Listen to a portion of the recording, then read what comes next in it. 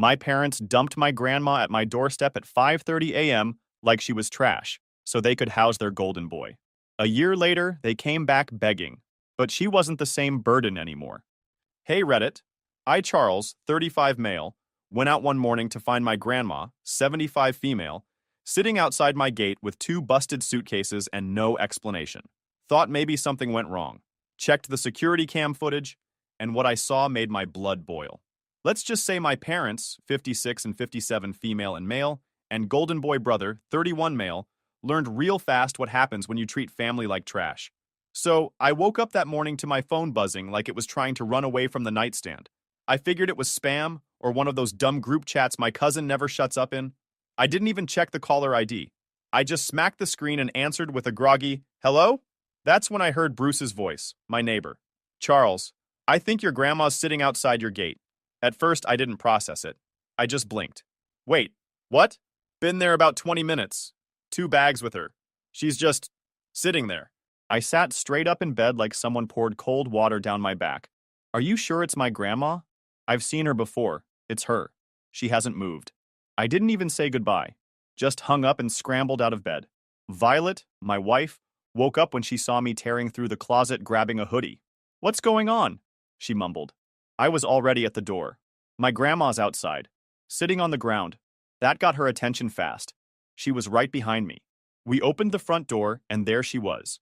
Grandma Lorraine, sitting on the freezing concrete at 5:30 in the morning like she was waiting for a bus that wasn't coming. 2 busted old suitcases sat next to her. One had a paper folded and shoved into the handle loop. She wasn't crying or yelling, just staring down at the ground like she didn't even know where she was. Her face was pale, and her hands were shaking hard. She didn't even look up when we approached. I rushed over. "Grandma? What are you doing out here?" She didn't answer. I bent down, touched her arm, cold as ice. Violet was already pulling open the front door again and turning up the heat inside. She helped me bring Grandma in while I grabbed the suitcases and the weird folded note. The heater kicked on, and we got Grandma wrapped in 2 blankets. She still hadn't said a word. Violet sat next to her on the couch, rubbing her back gently while I opened the note. It said, "We figured this was best. Please understand." That was it. No names, no explanation. Just that. I stared at the paper like it might change if I blinked hard enough. It didn't. That's when it hit me. My parents did this. My own mother and father dumped my 75-year-old grandmother at my front gate, like she was junk furniture. They didn't want any more. My hands were shaking as I walked over to the security monitor next to the front door and pulled up the footage. I scrolled to about 5 a.m. and sure enough, there it was. My dad's SUV pulled up quietly. He got out, opened the back seat. Mom helped Grandma out. They placed the bags next to her, said nothing, and got back in the car. Drove off like they were late for breakfast. No hugs, no explanation. No knocking on our door. Just gone.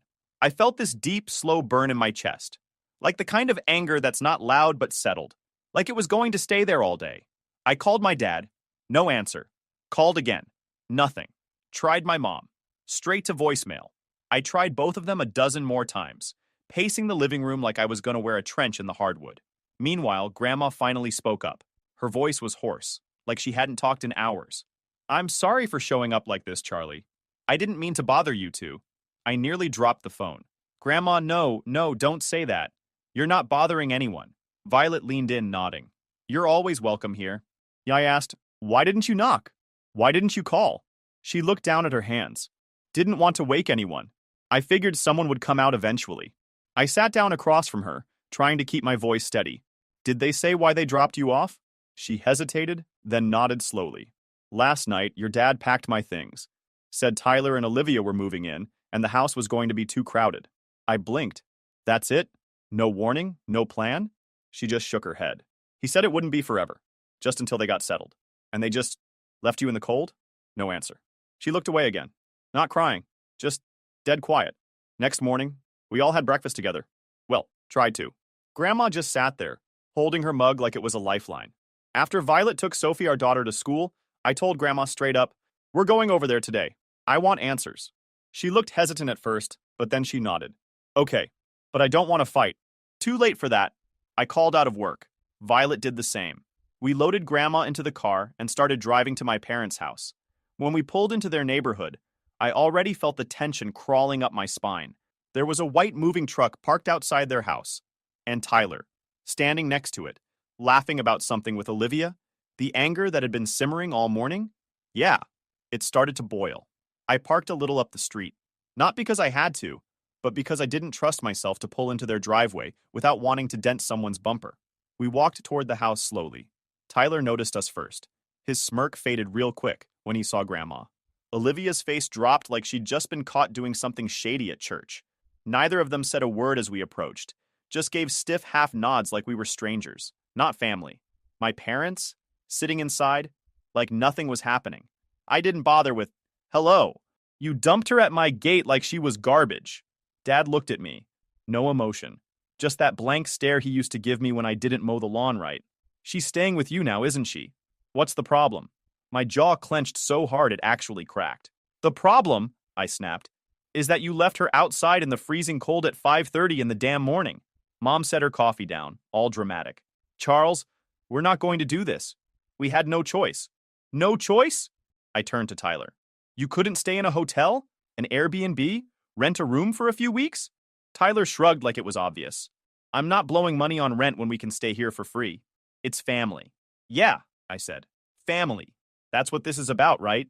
Mom leaned forward, her voice quick, like she was trying to explain a spreadsheet to a toddler. "Tyler and Olivia just had a baby, Charles. You know how stressful it is. They needed stability. The house was getting crowded. Your grandma, she's just too much these days." Violet blinked. "Too much?" Mom waved her hand in a circle. "The noise. The TV too loud. She forgets things. Always leaving the stove on. We were starting to worry about fire hazards. Honestly, we were doing her a favor. You've got more space anyway." I couldn't even find words for a second. "You think abandoning your own mother-in-law in the dark cold is a favor?" Dad finally spoke up. "We're not going to stand here and be judged for a hard decision. It's not like we threw her out on the street. She's with you. You didn't even knock on the door." Olivia finally piped up, her voice soft, like she was trying to not get blamed. "We told them not to do it that way. I wanted to call first, but they said you'd understand." I turned on Tyler. "You just stood by and let it happen?" He crossed his arms. "Look, man, you're being dramatic. She wasn't happy at the house anyway. She complains all the time. She's stuck in the past. Everything's back when your grandfather was alive and I used to cook like that. Like, okay, we get it." I stared at him like I didn't recognize the dude anymore. "She gave up her retirement to help raise us. She paid your college deposit when Dad said he couldn't afford it." Grandma's hands tightened around her bag for a second. She didn't say anything, but her eyes dropped to the floor, like she was remembering it too. He used to hug her after dinner, ask her to sit in the audience for every school play. Now she was just furniture to him. Not even the good kind. Just the kind you dump when you need space. Tyler rolled his eyes. "And I said thank you. That doesn't mean she gets to control the house now." She was making Olivia uncomfortable. Olivia stiffened, but didn't deny it. Grandma didn't say a word. She stood there. Not a single word of defense. She looked like she didn't even belong in the conversation. That did it for me. "You all make me sick." Dad stood up slowly. "Watch your mouth, son." Violet stepped between us. "Number, you watch yours. You dumped your mother like a bag of old clothes because your golden boy showed up needing a crib." Mom stood too, arms folded. "We did what was best for everyone." "No," I shot back. "You did what was easiest for you." The air in the room got real thick, like no one wanted to be the first to blink. Tyler looked bored, like he was over it already. "You done now? We've got stuff to unpack." I took a step toward him, not even thinking. "You don't get to act like this is normal.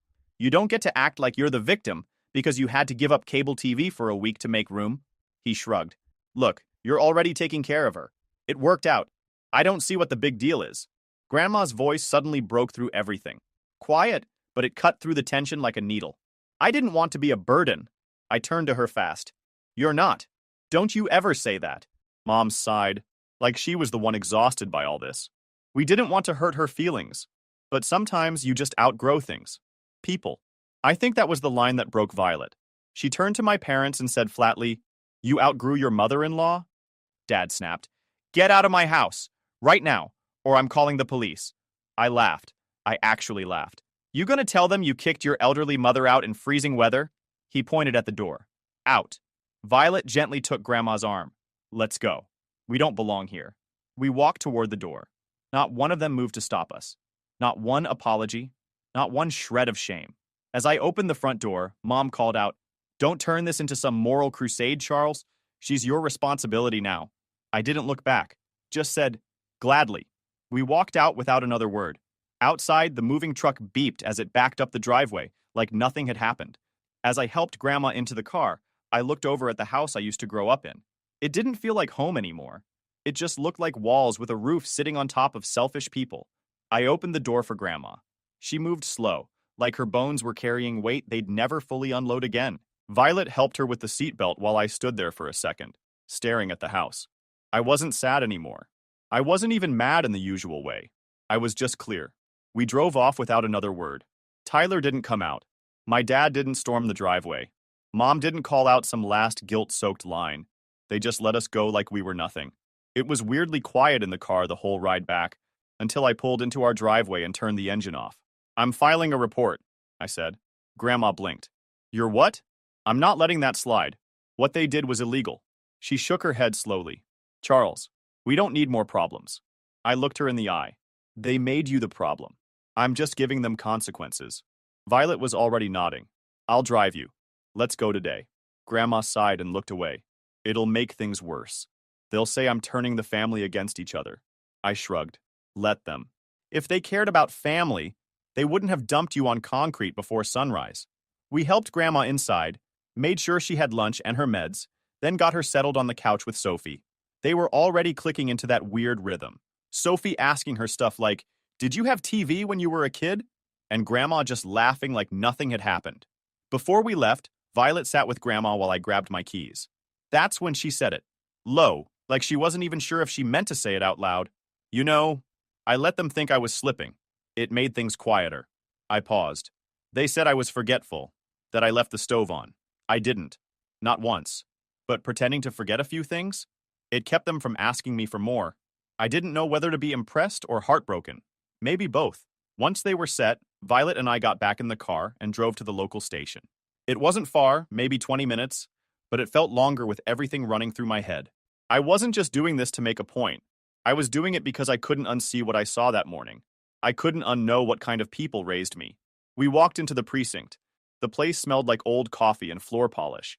A guy behind the desk asked what we needed. "I need to file an elder abandonment report," I said, clear and direct. That got his attention. He stood up and grabbed a clipboard. "You the primary caretaker?" "Yes." He led us to a small side office. 10 minutes later, a detective named Blake came in. Mid-50s, graying temples, kind of guy who looked like he didn't trust a single word until he'd verified it twice. He sat down, looked me dead in the eye.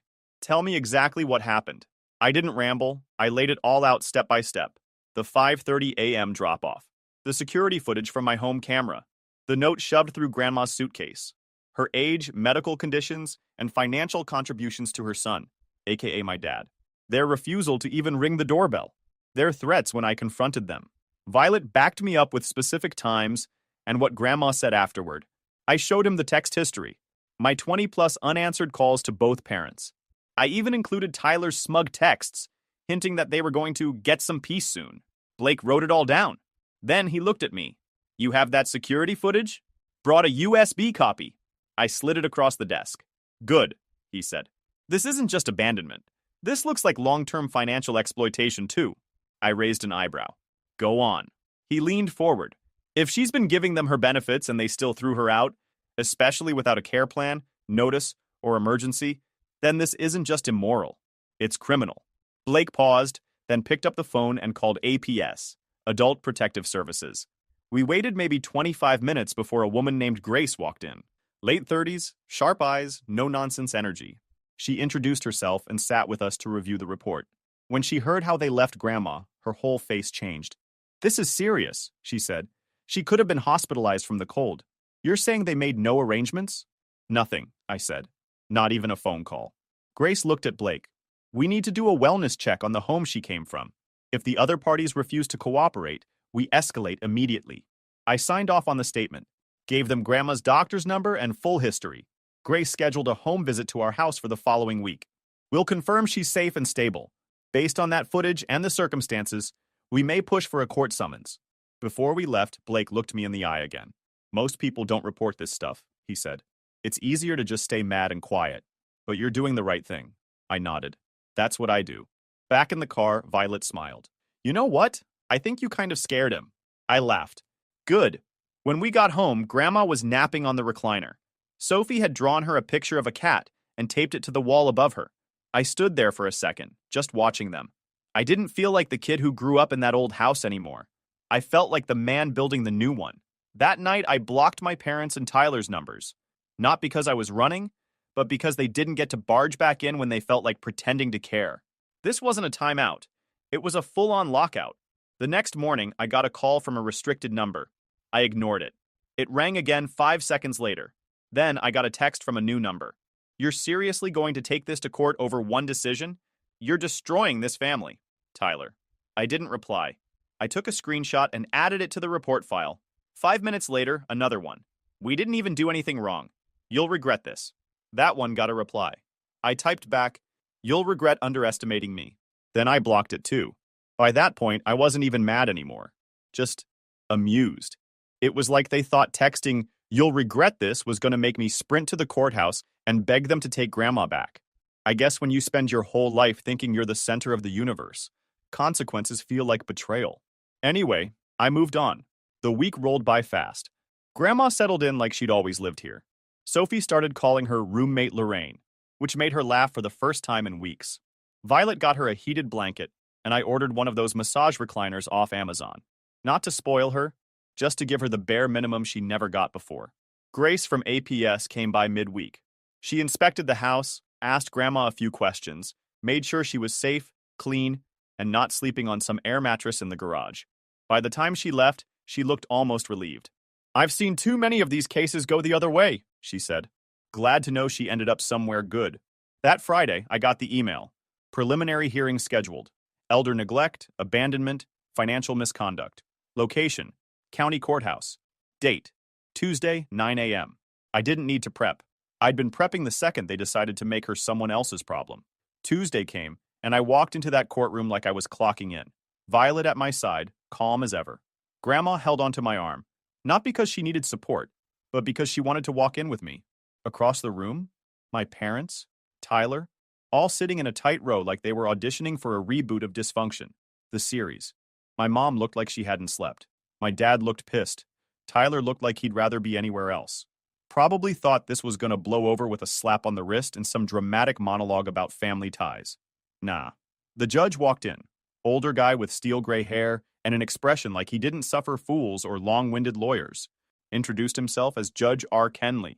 Straight to business. Mr. Charles Bennett, he said, looking over his glasses. You're the complainant. Please state your case. I stood.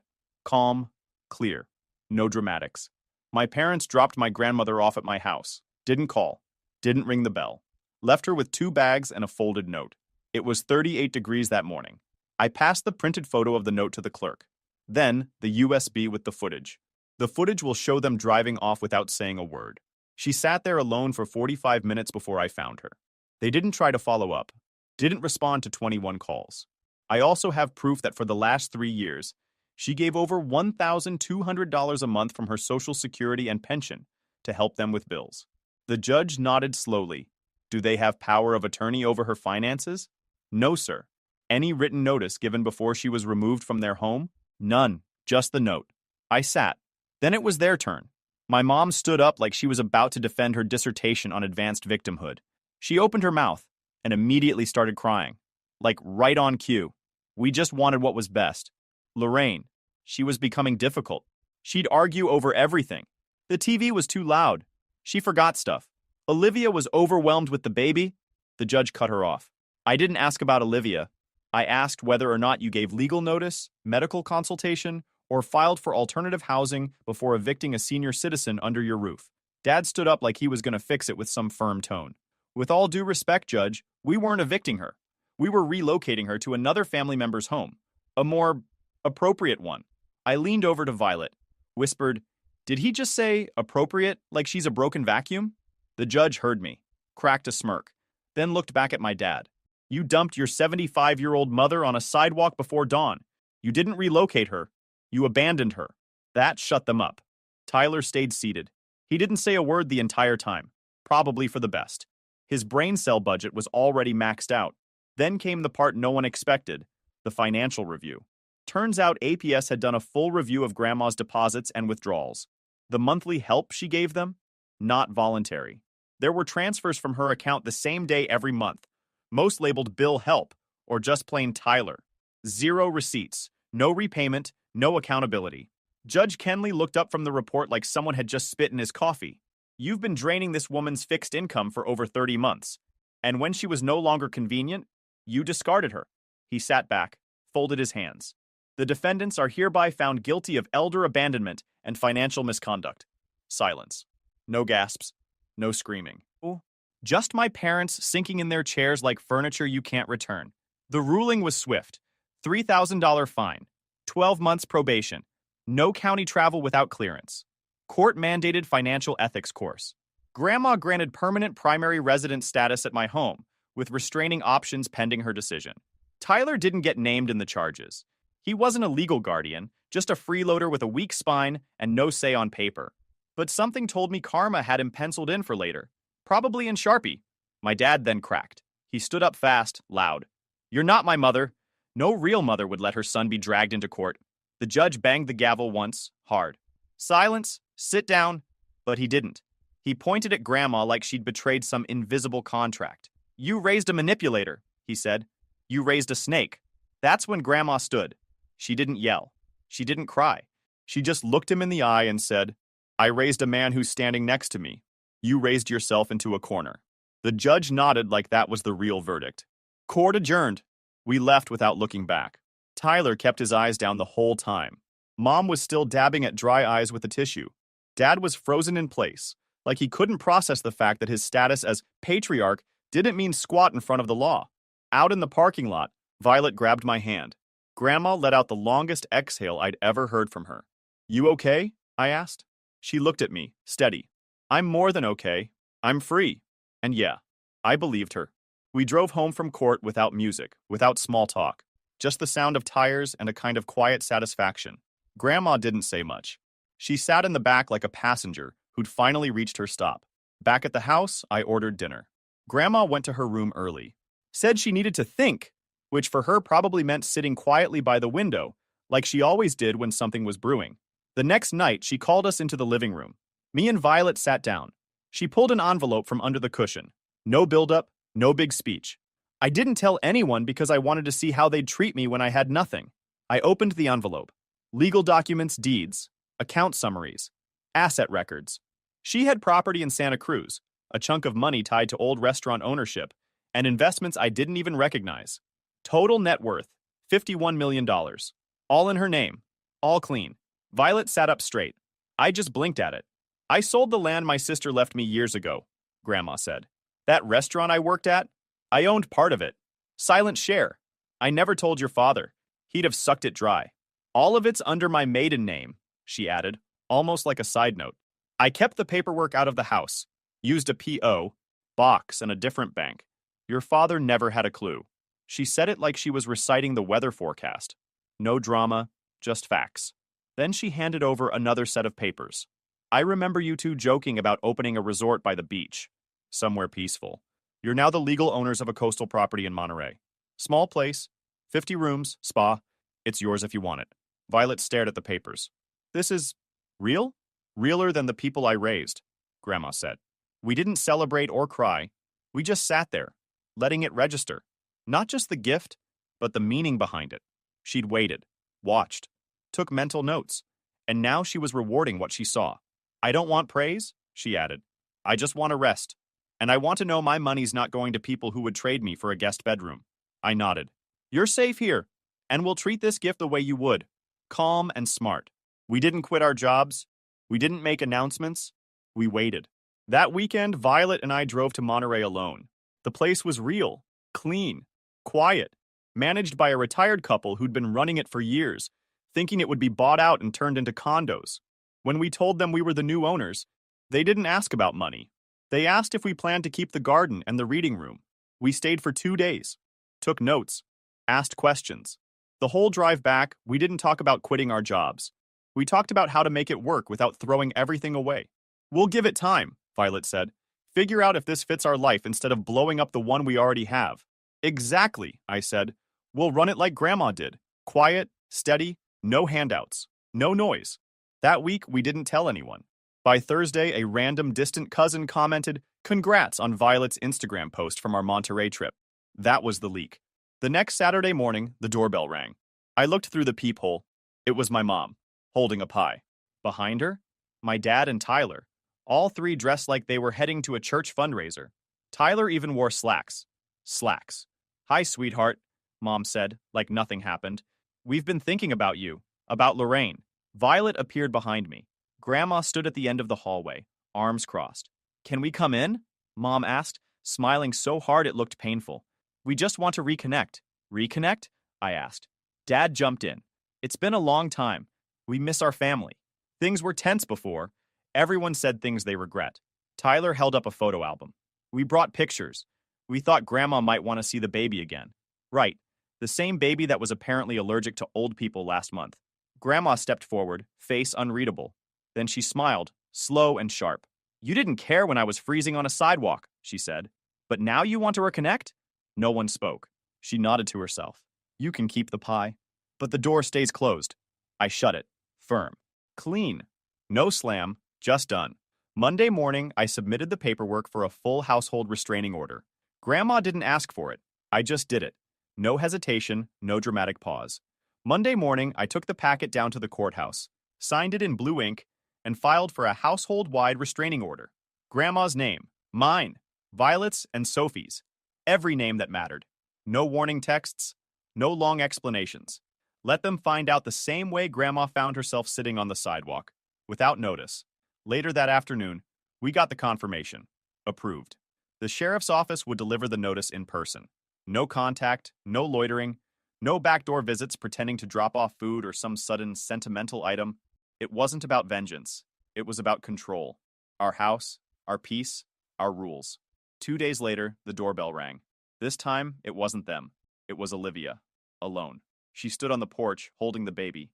No bags, no stroller. Just tired eyes and a stiff grip on the little one like she hadn't slept in days. Violet opened the door but didn't say anything. I stepped beside her. "I'm not here to beg," Olivia said quickly. "I'm not here for money." Grandma heard her voice and walked up behind us, leaning slightly on the doorframe. "I just wanted to say sorry," Olivia said, eyes locking with hers.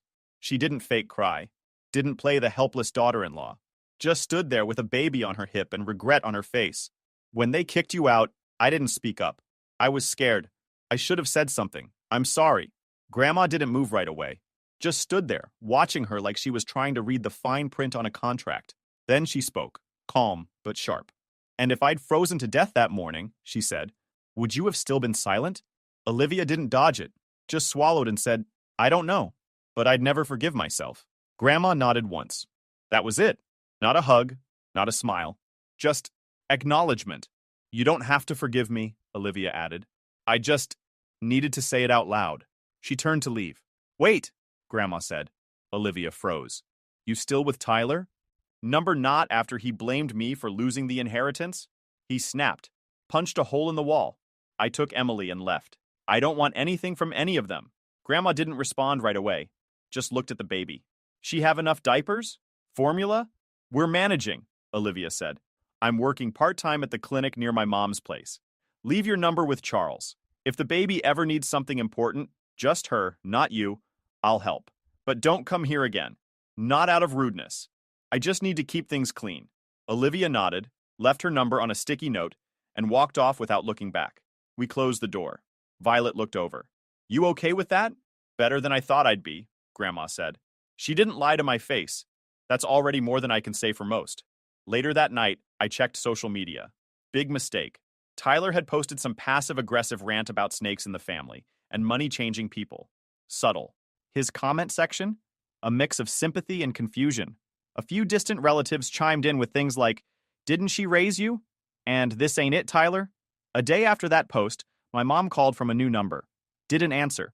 She left a voicemail that started with, "Charles, please," and ended with, "We're still your parents." Didn't bother listening to the middle. That Friday, a letter showed up in the mail. No return address, but the handwriting was my dad's. A real piece of work. 3 pages, front and back, It bounced between guilt trips, fake self-awareness, and one line that stood out. If Lorraine's going to be leaving a legacy behind, don't you think it should be shared fairly? That was the nail. I scanned it, added it to the court file, then brought it to Grandma. She read the line, set the pages down, and said, "They still think I owe them something." Then she picked up her phone, called our attorney, and said 9 words. "Let's finalize the paperwork." Well, I'm ready to sign everything. That afternoon, she had a notary come to the house. She rewrote her entire will. Charles, full beneficiary. Violet, included by name. Sophie, education trust. Olivia's baby, a separate supervised fund. Monthly release. No access for parents. Tyler, my parents, removed entirely. She even added a clause. If anyone contested the will, their share would go to a local shelter. Clean, sharp, final. 2 weeks passed. No door knocking, no fake invitations, just silence. Then the paper trail started. First, we got served notice that Tyler was trying to challenge Grandma's mental capacity through some sketchy lawyer. We sent over APS records, court footage, medical notes, and the updated will signed under legal supervision. Case got thrown out within 5 days. Next came the fake apology letters. Long-winded paragraphs from my mom about healing the wounds and not letting bitterness guide our final years. She even included a line about reuniting the family over a meal, maybe in Monterey. I didn't even show it to Grandma. I shredded it the second I read that line. She never wanted reunion. She wanted closure. And now she had it. At night, she'd sit out back with Sophie on the swing. They didn't talk much. Just sat there, watching the sky dim. She didn't brag. She didn't glow with revenge. She just looked steady, like someone who'd finally stopped checking the locks on the doors because she knew no one was coming in uninvited anymore. That weekend, I printed out a new sign for the front gate. No soliciting, no apologies, no access. Grandma saw it, chuckled once and said, "Might as well hang it in gold." I grinned. Don't tempt me. The next week, word got around that Tyler was living back with my parents, but not for long. 2 months later, they kicked him out. Apparently, he'd racked up credit card debt trying to impress some new girlfriend and tried to borrow from their joint account. When they said no, he lost it, yelled, broke a lamp, and punched a cabinet. They called the cops, not to report him, but to scare him. Didn't work. He left that night and hasn't been back since. Olivia? She stuck to her word, stayed gone. Never asked for more, never came back unannounced. The monthly trust Grandma set up for the baby kicked in cleanly. We got the reports.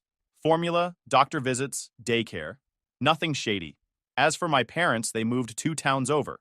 Quiet neighborhood. Low profile. I heard they tried rejoining the local community church. Didn't last. People remembered the court case. Word travels. Nobody forgot what they did. Mom stopped posting online. Dad pulled back from every social circle he used to brag in.